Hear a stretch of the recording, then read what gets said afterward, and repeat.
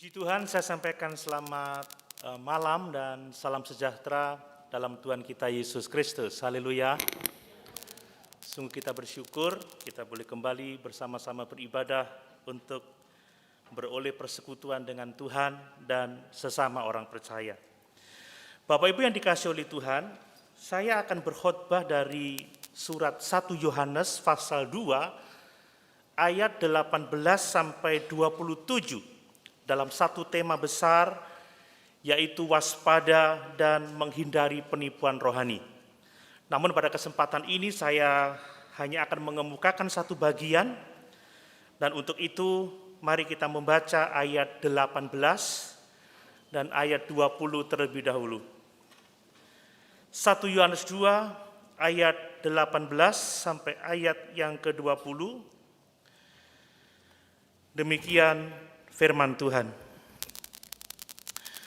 Anak-anakku, waktu ini adalah waktu yang terakhir, dan seperti yang telah kamu dengar, seorang antikristus akan datang.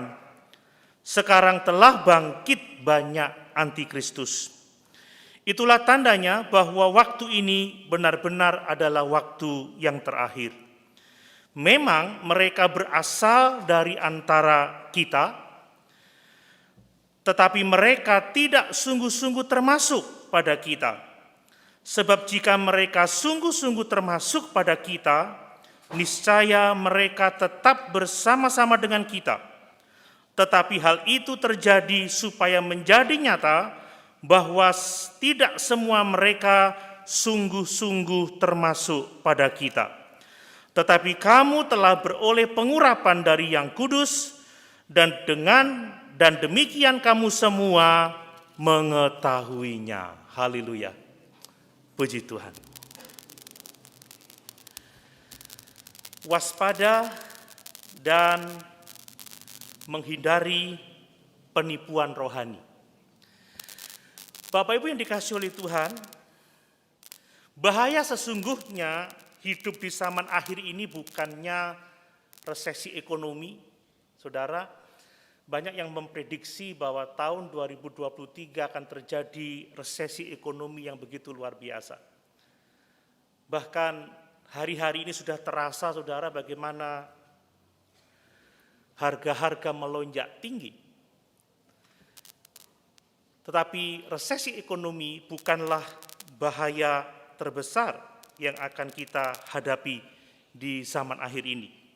Demikian juga dengan gejolak politik, saudara. Banyak orang yang sudah mencemaskan tahun politik sekalipun masih tahun 2024. Ada kekuatan-kekuatan yang mengkhawatirkan sebagian besar orang. Mungkin saudara dan saya juga cukup khawatir. Bagaimana dengan tahun 2024? Bagaimana dengan masa depan bangsa ini? Namun demikian, saudara, keadaan politik yang seperti apapun itu bukan bahaya yang terbesar yang dihadapi oleh orang-orang percaya di zaman akhir ini. Demikian juga, saudara, belum berakhirnya perang antara Rusia dan Ukraina memunculkan banyak spekulasi bahwa akan terjadi perang nuklir dan itu akan menghabiskan begitu banyak populasi manusia di atas muka bumi ini. Tetapi sekali lagi, itu bukan bahaya terbesar atau bukan bahaya sesungguhnya yang harus kita hadapi. Bahaya yang sesungguhnya yang dihadapi oleh manusia zaman akhir ini, yang dihadapi oleh orang-orang percaya zaman akhir ini adalah penyesatan, saudara. Adalah penipuan rohani.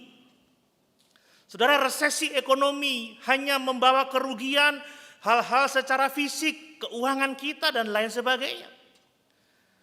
Masalah politik mungkin mengancam kehidupan fisik kita. Peperangan, bahkan perang nuklir mungkin bisa membunuh kita. Tetapi selagi masih kita ada di dalam Yesus, kita semua memiliki hidup yang kekal. Amin.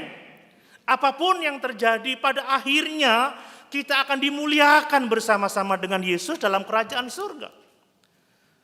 Rasul Paulus mengatakan bahwa penderitaan zaman sekarang ini tidak dapat dibandingkan dengan kemuliaan yang Tuhan sudah sediakan bagi setiap orang yang percaya kepadanya.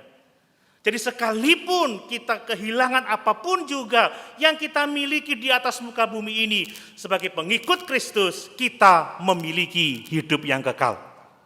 Jadi sesungguhnya itu bukan bahaya rohani yang harus kita takutkan. Tetapi penyesatan, penipuan secara rohani itu membawa dampak yang sangat mengerikan. Dampak rohani yaitu kematian kekal untuk selama-lamanya. Bapak Ibu, kalau kita disesatkan, kalau kita ditipu dan pada akhirnya kita tidak setia lagi kepada Tuhan Yesus, kita mundur dari iman, kita menjauhkan diri dari kasih karunia Allah, maka kita akan mengalami penghukuman kekal untuk selama-lamanya. Itu bahaya yang sesungguhnya yang dihadapi oleh manusia zaman akhir. Itu bahaya sesungguhnya yang dihadapi oleh orang-orang percaya yang hidup pada zaman akhir ini. Bapak Ibu, kita bisa kehilangan apapun juga, tetapi jangan sampai kita kehilangan keselamatan kita. Amin. Makanya kita harus waspada dan menghindari yang namanya penipuan rohani.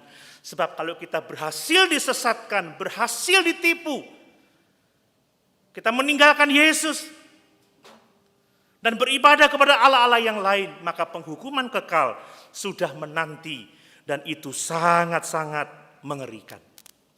Bapak Ibu yang dikasihi oleh Tuhan, Alkitab menyebut sebagai penipu, saudara, penipuan rohani. Jadi penyesatan itu adalah penipuan rohani, saudara. Mengapa disebut sebagai penipuan rohani? Sebab pelakunya itu disebut pendusta, saudara ya. Ya, disebut sebagai pendusta. Kalau Bapak Ibu membaca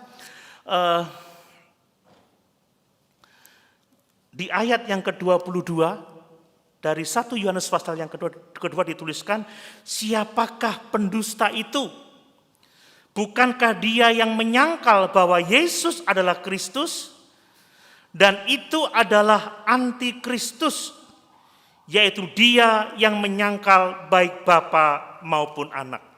Saudara, mereka-mereka itu adalah pendusta, para penipu-penipu rohani, saudara. Mengapa disebut sebagai pendusta, saudara? Sebab mereka itu ada di antara orang-orang percaya. Mereka hidup sebagai seorang Kristen pada mulanya, bahkan mungkin mereka adalah seorang pelayan-pelayan Kristen. Ya. Ayat yang ke-19 perhatikan. Memang mereka berasal dari antara kita. Nah ini yang repot saudara ya. Kalau pendustanya berasal dari antara kita. Tetapi mereka tidak sungguh-sungguh termasuk pada kita. Sebab jika mereka sungguh-sungguh termasuk pada kita, niscaya mereka tetap bersama-sama dengan kita. Tetapi hal itu terjadi supaya menjadi nyata bahwa tidak semua mereka sungguh-sungguh termasuk pada kita. Penipuan rohani sebab pelakunya adalah pendusta, saudara, yang disebut dengan antikristus. Dan mereka berasal dari antara orang percaya. Saudara, itu sesuatu yang mengerikan. Ternyata pendusta tidak datang dari luar gereja, tetapi muncul atau bangkit dari dalam gereja. Sekalipun mereka ada bersama-sama dengan kita, tetapi sesungguhnya mereka tidak bersama-sama dengan kita dan mereka mempromosikan ajaran sesat, ajaran yang tidak sesuai dengan firman Allah. Itu sebabnya kita benar-benar harus waspada. Amin. Amin Bapak Ibu. Karena orang-orang ini disebut antikristus. Mengapa disebut antikristus? Karena mereka mengajarkan Kristus yang lain. Kristus yang berbeda dari Kristus yang diajarkan oleh Alkitab.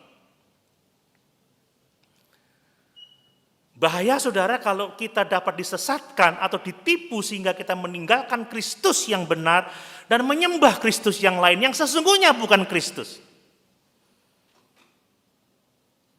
Sebab kalau kita keluar dari Kristus kita akan binasa untuk selama-lamanya.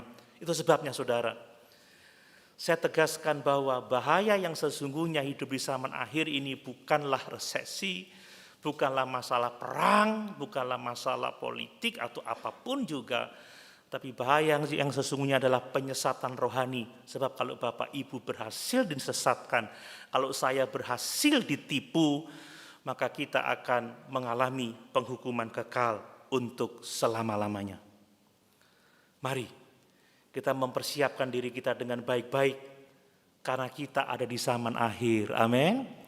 Dan di zaman akhir itu ditandai dengan munculnya atau bangkitnya banyak antikristus.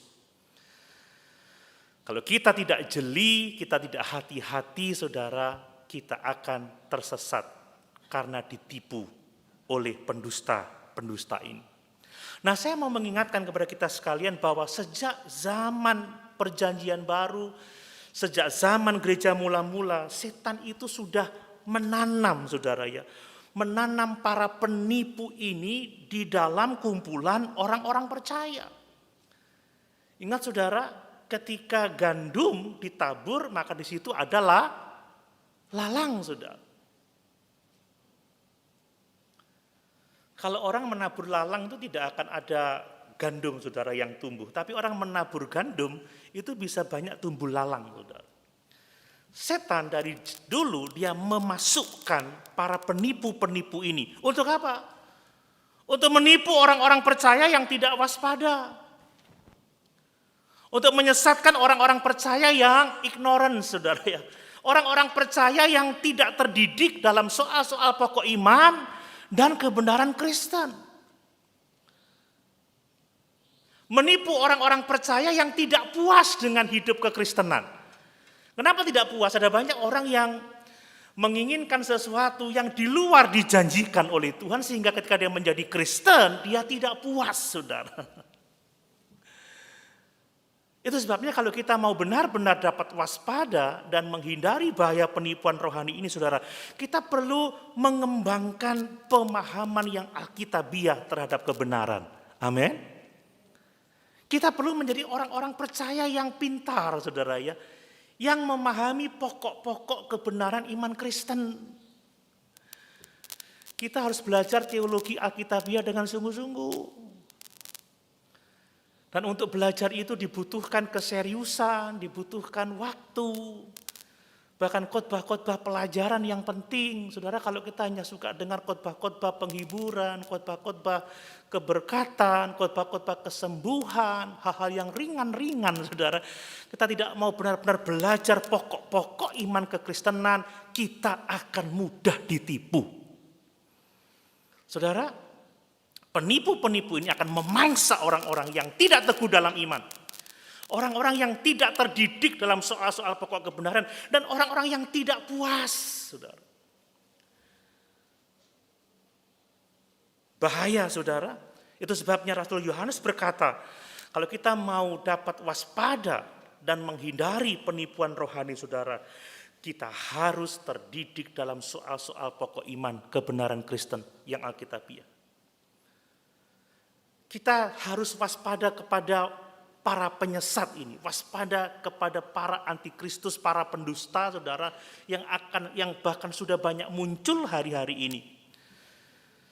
Dan kita harus benar-benar waspada terhadap ajaran-ajaran yang tidak sesuai dengan kebenaran firman Allah. Saya tahu khotbah-khotbah seperti ini tidak terlalu menarik. Tetapi saya mengkhotbahkannya bukan karena saya ingin dipandang berbeda dari pengkhotbah lain, tidak. Tetapi karena saya tahu dengan menjadi cerdas, mengenal pokok-pokok ajaran iman Kristen, kita akan terpelihara dari penyesatan di zaman akhir ini. Amin. Kita akan terpelihara dari penipuan rohani. Jangan sampai kita adalah bagian dari orang-orang yang terseret oleh dosa dunia, sebab kita tidak terdidik dalam soal-soal pokok iman dan kebenaran, atau sebab kita tidak puas dengan kekristenan yang benar, kekristenan seperti yang diajarkan oleh Tuhan dan Juru Selamat kita Yesus Kristus. Nah, saya mau memberikan sedikit gambaran tentang 1 Yohanes pasal 2 ayat 18 sampai 27. Kita sudah membaca ayat 18 sampai 20. Nah, di ayat 18 sampai ayat 20, Yohanes itu mengajar kepada kita bagaimana kita bisa selamat dari penyesatan, selamat dari penipuan rohani, yaitu bahwa kita harus bijaksana, kita harus waspada, jeli terhadap penyesat-penyesat. Kita harus waspada, bijaksana terhadap pendusta-pendusta. Orang-orang yang disebut dengan antikristus itu. Ini yang akan saya sampaikan pada kesempatan malam hari ini. Dan kalau kita membaca ayat 21 sampai 23, Yohanes mengajar kita bahwa kalau kita mau selamat dari penyesatan, kita harus teguh di dalam doktrin yang sehat, terutama doktrin tentang siapa Tuhan dan Juru Selamat kita Yesus Kristus itu. Amin. Saya tadi pagi mengamati dari Malang. Saya mengikuti Pak Marsiano berkhotbah tentang Yesus Kristus. Saudara, kalau kita mau terhindar dari bahaya penipuan, kita harus berpegang kepada ajaran yang sehat, terutama tentang Tuhan dan Juru Selamat kita Yesus Kristus. Amin. Jangan sampai kita tidak mengenal Yesus yang benar, itu maksudnya, saudara.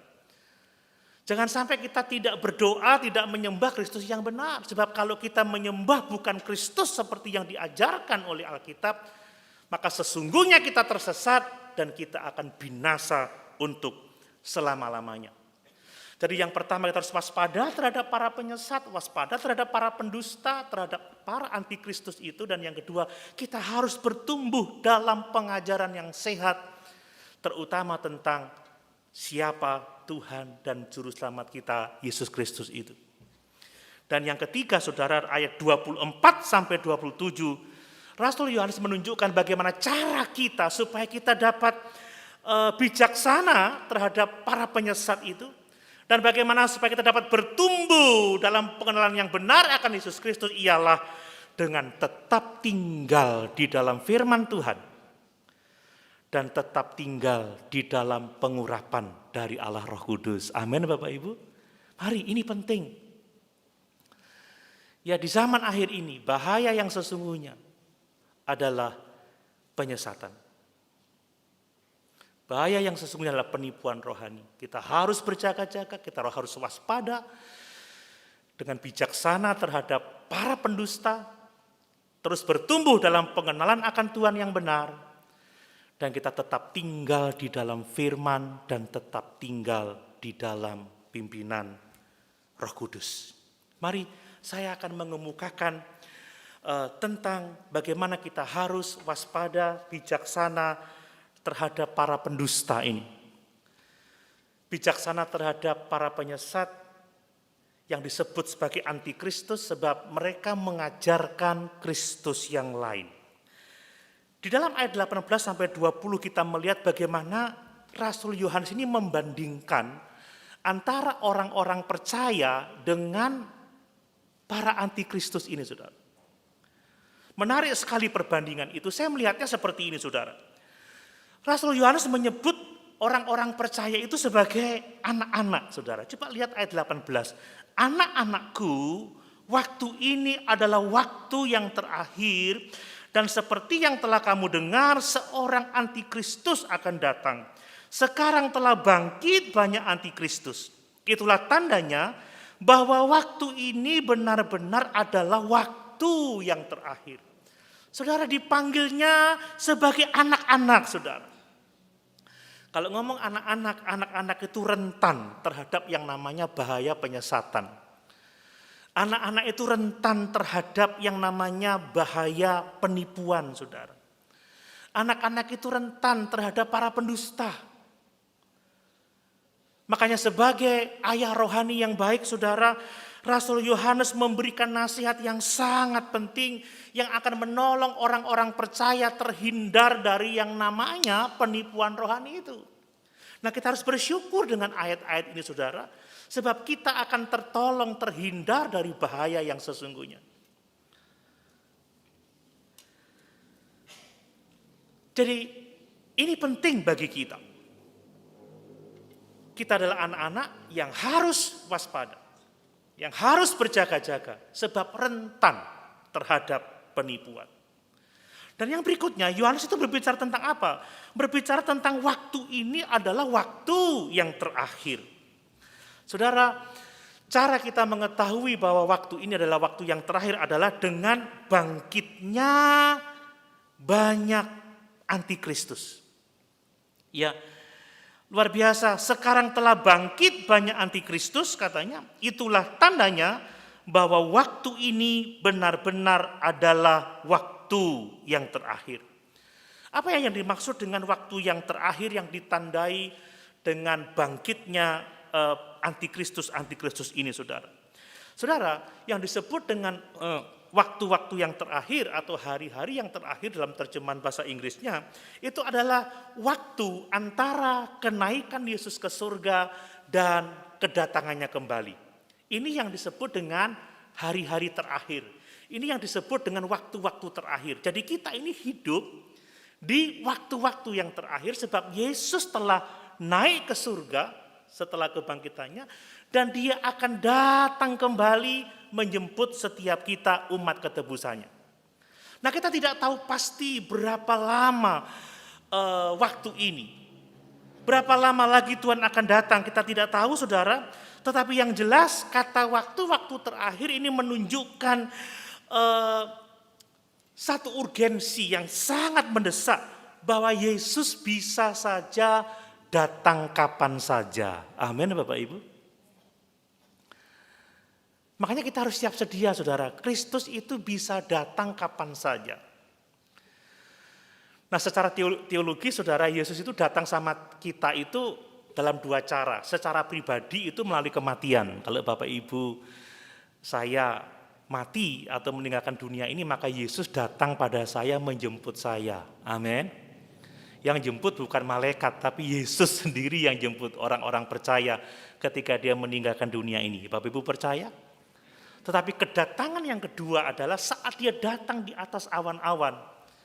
Datang secara tubuh untuk menjemput umat ketebusannya dan untuk menghakimi seluruh isi dunia ini.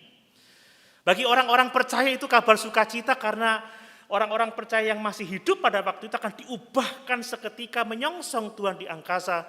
Tetapi bagi orang-orang yang tidak percaya, mereka akan dihakimi dan masuk dalam masa yang sangat menakutkan. Itulah masa yang disebut dengan masa tribulasi atau masa aniaya besar. Jadi di zaman yang terakhir ini, saudara, kita harus waspada, berjaga-jaga untuk menantikan kedatangan Tuhan kita Yesus Kristus. Dan kita harus tahu bahwa saat Yesus datang, jangan sampai kita tertipu atau meninggalkan iman yang benar kepadanya. Amin. Jangan sampai kita mati sebagai orang-orang yang meninggalkan Tuhan. Jangan sampai kita mati sebagai orang-orang yang tersesat, saudara, kita akan binasa. Waktunya bisa kapan saja. Kita tidak tahu. Tapi hidup ini dekat dengan kematian. Tidak ada yang sepasti kematian dalam hidup ini. Siapapun manusia, kecuali yang masih hidup saat kedatangan Tuhan, pasti akan mengalami kematian. Dan Yesus mengatakan supaya kita hati-hati sebab kedatangannya itu tidak disangka-sangka. Coba lihat Markus pasal 13 ayat 33. Markus pasal 13 ayat 33.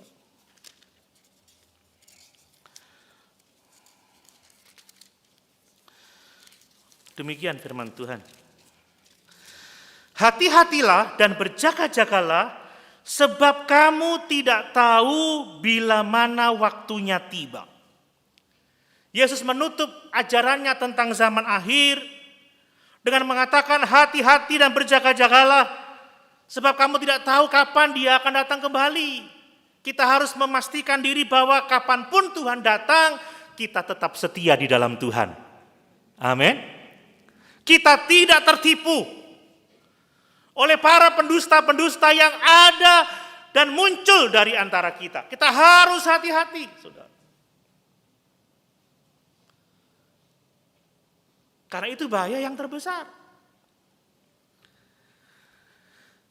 Mari, saudara, kita benar-benar waspada, hidup dengan menanti-nantikan Tuhan. Artinya apa? Seperti seorang pengantin wanita yang sedang menanti pengantin pria datang. Dia akan berhias, dia akan berdandan, dia akan siap sedia. Dan ketika pengantin pria datang, dia kedapatan sebagai wanita yang cantik, yang elok, yang mulia. Demikianlah kita gereja Tuhan yang siap menantikan kedatangannya. Kita berjaga-jaga, kita berhiaskan kekudusan, kita berhiaskan ketaatan, kita berhiaskan hidup yang benar. Supaya ketika dia datang, kita siap menyongsong dia dan beroleh persekutuan dengan dia. Amin. Ini yang perlu kita pahami. Saudara, Yohanes juga mengatakan bahwa ciri khas zaman akhir itu adalah bahwa antikristus akan datang dan bahkan sekarang banyak antikristus yang telah bangkit. Saya menyimak bahwa hanya Rasul Yohanes yang menggunakan istilah antikristus ini, saudara. Sekitar 5 kali dia menggunakan kata antikristus ini di Yohanes 2, 1 Yohanes 2 ayat 18, ayat 22, pasal 4 ayat 3, kemudian 2 Yohanes ayat yang ke-7. Tetapi di perjanjian lama sudah disebut tentang antikristus seperti di Daniel pasal yang ke-7. Ketika Daniel berbicara mengenai binatang yang keempat yang bertanduk 7 itu berbicara tentang antikristus, tanduk-tanduk itu bicara tentang antikristus. Kemudian di dalam Wahyu pasal yang ke-13 tentang binatang yang keluar dari dalam laut dan binatang yang keluar dari dalam bumi. Yang satu bertanduk 10, berkepala 7. Itu menunjuk kepada antikristus. Dan di dalam 2 Tesalonika 2 ayat 1 sampai 12, Paulus menyebut sebagai manusia durhaka yang akan menyatakan dirinya sebagai Tuhan. Ini yang dimaksud dengan waspada terhadap orang-orang yang disebut sebagai pendusta. Akan datang antikristus, bahkan telah banyak datang antikristus. Mereka adalah manusia durhaka yang akan menolak Kristus dan menolak Allah. Dan mereka menyebut dirinya sebagai Tuhan. Coba kita baca dalam 2 Tesalonika 2 ayat yang ke-9. Ini yang perlu kita kenali dari orang-orang itu. 2 Tesalonika 2 ayat yang ke-9. Kedatangan si pendurhaka itu adalah pekerjaan iblis dan akan disertai rupa-rupa perbuatan ajaib, tanda-tanda dan mujizat-mujizat palsu. Wow. Saudara perhatikan, sangat memukau kedatangannya. Tetapi ingat, pendurhaka itu, antikristus itu datang karena pekerjaan iblis. Mereka akan datang dengan cara yang memukau karena disertai dengan rupa-rupa perbuatan ajaib katanya. Ditandai dengan tanda-tanda dan mujizat-mujizat palsu. Dan ini mengacu kepada pemimpin-pemimpin rohani yang tidak setia pada Injil yang benar. Yang tidak setia mengajarkan Alkitab yang adalah firman Allah. Yang mengajarkan Yesus-Yesus yang lain. Dan jangan heran kalau orang-orang ini disertai dengan tanda-tanda heran. Bapak Ibu, mengukur kebenaran guru-guru, apakah itu palsu atau yang asli, apakah kita sehat secara rohani tidak ditentukan oleh tanda-tanda heran, tidak ditentukan oleh rupa-rupa perbuatan ajaib, tidak ditandai dengan mujizat-mujizat, tetapi yang pertama ditandai dengan ketaatan kita kepada firman Tuhan. Amin. Yohanes mengajarkan itu adalah tanda pertama, yaitu kekudusan moral, yaitu ketaatan kepada firman Tuhan. Apakah seorang itu guru palsu atau tidak, apakah kita sehat rohani atau tidak. Yang kedua ditandai dengan apa? Adalah kekudusan relasional, bahwa kita mengasihi sesama kita, mengasihi sesama orang percaya. Bukan tanda-tanda heran, bukan mujizat-mujizat. Dan yang ketiga yang kita bahas sekarang ini, bahwa tanda bahwa seorang guru itu sejati, bahwa kita mengalami kesehatan rohani adalah apakah kita berpegang kepada ajaran yang sehat, terutama mengenal Yesus yang benar seperti yang diajarkan oleh Alkitab. Mari kita waspada terhadap orang-orang yang seperti ini. Amin, saudara. Yohanes mengatakan, sekarang telah bangkit banyak antikristus. Saudara, yang dimaksud telah bangkit banyak antikristus adalah roh-roh jahat yang bekerja di dalam diri guru-guru palsu ini, saudara. Telah bangkit banyak antikristus bicara tentang roh-roh jahat yang bekerja di dalam diri para pendusta. Yang bekerja di dalam diri para antikristus ini. Saudara, kata anti itu bisa berarti bukan. Kata anti ini bisa berarti berlawanan. Jadi antikristus bisa kedua-duanya. Bukan Kristus dan berlawanan dengan Kristus. Saya mau mengingatkan bahwa ciri antikristus dia akan menyajikan Kristus-Kristus yang lain. Bukan Kristus seperti yang diajarkan oleh Alkitab. Mereka menyajikan sistem yang tidak berasal dari Kristus. Sistem dunia ini yang dibalut dengan nilai-nilai kekristenan. Kalau kita mudah tertipu dan kita mudah mengikuti guru-guru palsu ini, saudara, maka pada akhirnya kita akan benar-benar menolak Yesus Kristus. Makanya harus waspada, harus waspada. Harus waspada. Bapak Ibu harus bertumbuh di dalam pengenalan yang benar akan pokok-pokok pengajaran firman Tuhan.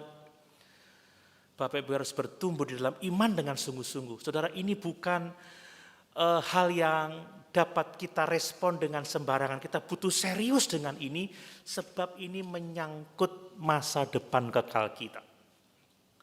Bapak Ibu, kita tidak mau bermain-main dengan hal-hal yang sifatnya fana. Apalagi dengan kehidupan yang kekal. Kita tidak akan bermain-main dengan kehidupan yang kekal. Amin. Amin. Nah, perhatikan lagi bahwa dikatakan guru-guru palsu ini muncul dari mana? Muncul dari antara orang percaya. Saya hanya menguraikan dari 3 ayat ini. Perhatikan. Ya, memang mereka berasal dari antara kita. Tetapi mereka tidak sungguh-sungguh termasuk pada kita. Jadi nanti saudara yang akan menjadi pendusta, yang akan menjadi penyesat atau antikris, itu berasal dari antara kita. Nah, ini yang paling menakutkan. Kalau datang dari luar kita bisa tahu, tapi muncul dari dalam, itu harus hati-hati saudara. Muncul dari kalangan orang percaya. Memang mereka berasal dari antara kita, tetapi mereka tidak sungguh-sungguh termasuk pada kita. Sebab kalau mereka sungguh-sungguh termasuk pada kita, mereka tidak akan meninggalkan Yesus. Mereka tidak akan meninggalkan gereja. Amin, Bapak Ibu. Kalau orang-orang termasuk pada kita, apapun yang terjadi, nggak akan meninggalkan kita. Tapi orang-orang yang meninggalkan kita, atau meninggalkan gereja untuk mengikuti pendusta-pendusta ini, maka dikatakan sekalipun mereka berasal dari antara kita, sesungguhnya mereka tidak termasuk di antara kita.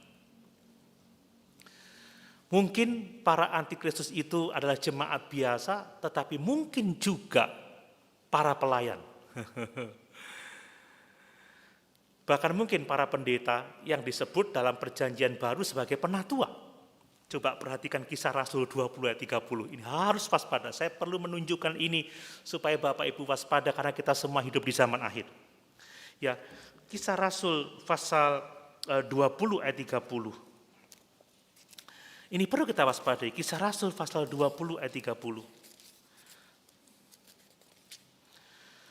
Ya, bahkan dari antara kamu sendiri, ini penatua-penatua saudara karena konteksnya Paulus berbicara dengan penatua-penatua di Efesus, ya.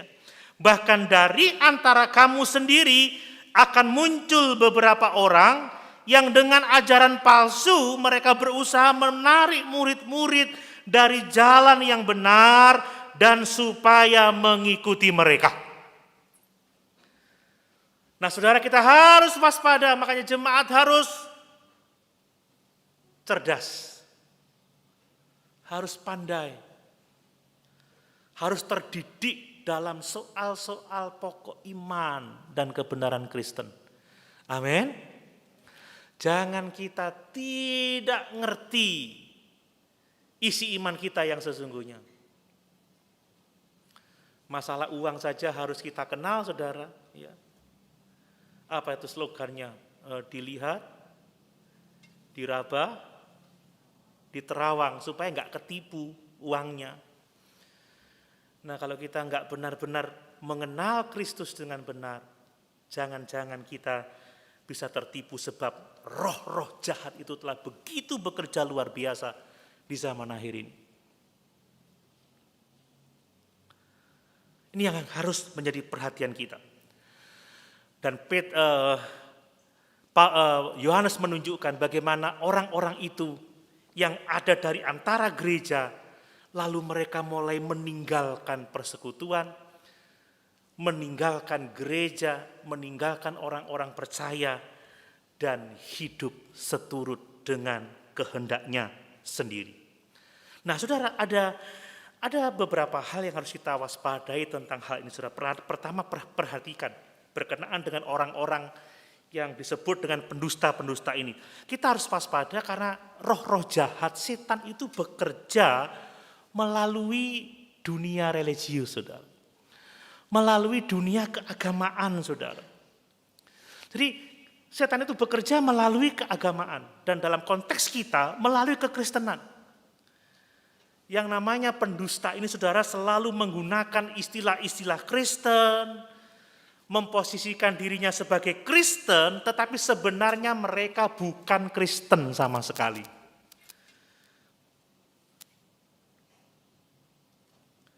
Saudara, kalau ada cukup waktu kita bisa berdiskusi sebenarnya seperti apa sih keadaannya. Mereka ini, setan ini bekerja di bidang keagamaan. Menyusupkan orang-orang, mengaku Kristen, menggunakan istilah-istilah Kristen. Tetapi sesungguhnya mereka bukan Kristen. Dimulai dari dalam gereja, mungkin awalnya imannya benar, tetapi lama-kelamaan menyimpang dan lari dari kebenaran firman. Biasanya orang-orang yang seperti ini, saudara, punya kepribadian yang menarik, karismatik, sehingga banyak orang yang mengikutnya, senang mendengarkan khotbah-khotbahnya, menjanjikan sesuatu yang luar biasa, sehingga orang terpikat dan mulai ikut dalam pengajarannya. Bapak Ibu, kalau tidak bisa memeriksa setiap ajaran berdasarkan firman Allah, hati-hati Bapak Ibu. Banyak orang yang terpikat dengan pribadi-pribadi yang seperti ini. Yang karismatik, pandai berbicara. Saudara, menarik hati, menjanjikan, dan mungkin kita tertolong dengan prinsip-prinsip yang diajarkannya, tetapi hati-hati, kita harus tahu apakah benar-benar dia memberitakan Kristus atau tidak. Tetapi biasanya orang-orang yang seperti itu sudah mulai menyimpang, saudara ya, mulai jatuh dalam dosa moral. Setelah populer, saudara, mereka sudah hidup sewenang-wenang. Sekalipun ajarannya menyimpang, tetapi mereka dipuja, mereka diikuti. Tidak ada orang yang berani menentang dia karena sudah populer. Orang dengan jemaat ribuan orang, saudara, menjadi pembicara televisi mungkin. Mungkin video-videonya diikuti ribuan orang, bahkan disukai ratusan ribu orang. Tapi kalau Bapak Ibu tidak waspada dan tidak dapat melihat apakah itu benar-benar mengajarkan Kristus yang sejati, maka hati-hatilah, saudara. Jangan sampai kita tertipu, jangan sampai kita kehilangan persekutuan dengan Tuhan. Amin. Nah, memang tidak ada gereja yang sempurna. Bahkan gereja mula-mula mengalami persoalan dengan para pengajar-pengajar sesat ini. Kalau Bapak Ibu rajin membaca kitab-kitab perjanjian baru, di situ yang ada adalah masalah menyelesaikan ajaran sesat yang telah banyak merusak kehidupan gereja. Bahkan sekarang kita harus hati-hati. Kalau gereja mula-mula, saudara, mengalami persoalan dari guru-guru palsu, maka gereja sekarang akan juga bisa mengalami hal-hal yang seperti itu. Maka kita harus waspada maka kita harus berjaga-jaga. Amin. Amin. Jangan sampai kita dibingungkan dengan hal-hal yang menyesatkan. Itu sebab kita harus cerdas secara rohani, bertumbuh di dalam pengajaran yang benar, dan mengenal Yesus yang benar. Saudara, kita harus waspada terhadap orang-orang yang memisahkan diri dari gereja yang benar dan mulai membangun persekutuannya sendiri. Dikatakan memang mereka berasal dari antara kita, tetapi mereka tidak sungguh-sungguh termasuk pada kita. Sebab jika mereka sungguh-sungguh termasuk pada kita, niscaya mereka bersama-sama dengan kita. Tetapi hal itu terjadi supaya menjadi nyata bahwa tidak semua mereka sungguh-sungguh termasuk pada kita. Jadi pada akhirnya orang-orang ini meninggalkan gereja yang benar, meninggalkan persekutuan orang-orang percaya. Kenapa mereka meninggalkan kita? Karena mereka tidak sungguh-sungguh termasuk pada kita. Kekristenan yang benar menghadapi tantangan ini sepanjang zaman, saudara. Ya, saya tidak bicara tentang orang-orang yang tidak puas di satu gereja pindah ke gereja lain. Tidak, saudara. Saya tidak bicara tentang itu. Tetapi ini bicara tentang orang-orang yang meninggalkan gereja dan mengikuti antikristus ini. Yang menolak ajaran yang sehat tentang Tuhan dan juru selamat kita, Yesus Kristus ini. Saudara, kenapa mereka meninggalkan kita? Sebab mereka tidak lahir dari Allah. Mereka tidak berasal dari kita. Masalah utama dari guru-guru palsu ini, mereka tidak mengalami kelahiran baru. Saudara, kita ini menjadi anggota tubuh Kristus karena kelahiran baru. Amin. Makanya ada yang jauh lebih penting dari sekedar menjadi anggota gereja adalah kita benar-benar lahir baru. Ya. Banyak orang jadi anggota gereja tetapi enggak lahir baru, saudara. Itu bahaya. Kita harus lahir baru. Artinya apa? Iman kita adalah iman yang hidup, iman yang menyelamatkan. Orang yang enggak lahir baru, satu waktu akan meninggalkan persekutuan yang benar. Tapi orang yang lahir baru akan tetap setia pada persekutuan tubuh Kristus. Kemudian saudara, kita harus ingat bahwa orang-orang yang tidak benar-benar mengenal Kristus tidak akan bertekun di dalam gereja. Hanya orang-orang yang benar-benar mengenal Kristus yang akan bertekun di dalam gereja. Memang gereja tidak sempurna, saudara. Mungkin teman-teman kita menyakiti hati kita. Mungkin ada banyak yang menjengkelkan. Tetapi percayalah, kalau kita setia di dalam gereja yang benar, Tuhan akan membentuk kehidupan kita melalui orang-orang yang seperti itu. Amin. Ingat, besi menajamkan besi. Dan manusia menajamkan sesamanya. Kita enggak akan pernah belajar sabar kalau kita enggak pernah ketemu sama orang yang menjengkelkan. Amin. Kita enggak akan pernah belajar sabar kalau kita enggak pernah ketemu dengan orang yang merepotkan. Kita enggak akan pernah belajar sabar kalau kita enggak pernah ketemu sama orang yang rewel, saudara. Kita enggak akan pernah belajar mengasihi, memberi, kalau kita tidak ketemu dengan orang yang membutuhkan. Kan begitu. Kita enggak akan pernah belajar menasihati, menggunakan karunia-karunia rohani kalau kita tidak bertemu dengan orang-orang yang membutuhkan. Saudara, kita dilahirkan oleh gereja karena kehendak Tuhan. Kita tidak bisa memilih siapa saudara-saudara seiman kita. Amin, Bapak Ibu. Tetapi Tuhan yang memilih saudara-saudara seiman untuk kita supaya melaluinya kita bertumbuh bersama-sama di dalam Tuhan. Saya menjadi saudara Bapak Ibu itu bukan karena keinginan Bapak Ibu, tetapi keinginan Tuhan. Dan Bapak Ibu menjadi saudara saya bukan karena keinginan saya, itu semua karena keinginan Tuhan. Amin. Amin. Saya nggak bisa memilih seperti keluarga duniawi saya nggak bisa memilih kakak saya akan yang seperti apa, adik saya akan yang seperti apa, sepupu saya akan yang seperti apa, tidak bisa. Tetapi mereka diberikan oleh Tuhan untuk saya. Demikian orang-orang percaya di sekitar Bapak Ibu saudara sekalian. Mungkin Bapak Ibu tidak menghendakinya, tapi ketahuilah Tuhan menghendaki itu menjadi saudara-saudara kita di dalam Tuhan. Amin. Amin. Tengok kiri kanan, itu anugerah Allah untuk kita, saudara. Ini yang dikehendaki oleh Tuhan. Dan bahwa hanya pengajaran yang benar yang akan mempersatukan kita, saudara. Saya melihat bahwa Rasul Yohanes itu lebih mementingkan kemurnian ajaran daripada mempertahankan keutuhan gereja. Ini mungkin sesuatu yang cukup sulit kita dengar, tetapi ini Rasul Yohanes mengatakan seperti itu. Dia lebih mementingkan kemurnian ajaran daripada menarik kembali orang-orang yang keluar dari gerejanya. Dia tidak berkata, mari kita temui orang-orang yang sudah meninggalkan kita. Mari kita rangkul mereka. Mari kita berdamai. Mari kita mengkompromikan kebenaran yang kita pegang. Yohanes tidak bicara seperti itu. Tapi Yohanes berkata apa? Justru kepergian mereka menunjukkan bahwa mereka tidak berasal dari kita. Amin, saudara? Amin. Artinya apa? Gereja sedang dimurnikan, saudara. Gereja sedang dibersihkan. Terus itu sebabnya jangan mengukur keberhasilan gereja dari jumlah atau begitu banyaknya orang yang berkumpul, tetapi dari apakah gereja itu berpegang kepada ajaran yang sehat atau tidak. Apakah gereja itu menyembah dan melayani Yesus seperti yang diajarkan di dalam Alkitab. Jadi hati-hati, saudara. Hati-hati terhadap orang-orang yang meninggalkan gereja. Yang berikutnya, kita harus waspada terhadap apa?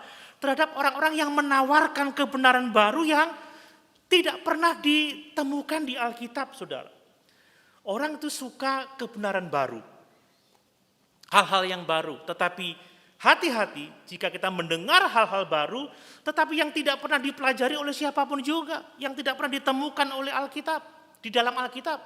Dari sejak gereja mula-mula sampai masa bapak-bapak rohani sampai sekarang, ada sesuatu yang tidak pernah diajarkan oleh bapak-bapak rohani kita, kemudian kita mendengar itu, hati-hati, saudara. Karena jika kita mendengar seseorang muncul dengan hal yang seperti itu, hati-hati, sebab itulah pekerjaan kuasa-kuasa kegelapan. Saya mau memberitahu bahwa tanda ajaran itu benar kalau ajaran itu tunduk taat pada pengajaran para rasul. Pengajaran itu benar kalau pengajaran itu sesuai dengan apa yang dinyatakan di dalam firman Tuhan.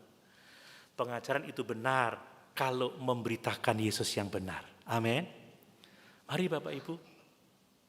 Sekali lagi saya mau menyampaikan bahwa bahaya hidup di zaman akhir ini bukan masalah resesi, bukan masalah perang, bukan masalah gejolak politik, tetapi bahaya yang sesungguhnya adalah penyesatan rohani, penipuan rohani.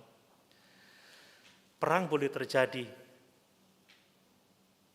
resesi boleh terjadi, gejolak politik boleh terjadi, tetapi selagi kita ada bersama-sama dengan Kristus, kita memiliki hidup yang kekal. Amin. Kita terpelihara. Tetapi kalau kita disesatkan, ditipu, dan mengikuti guru-guru palsu, kita akan binasa untuk selama-lamanya. Mari kita waspada terhadap orang-orang yang berusaha untuk menyesatkan kita dan menjauhkan kita dari persekutuan Tuhan yang benar. Amin.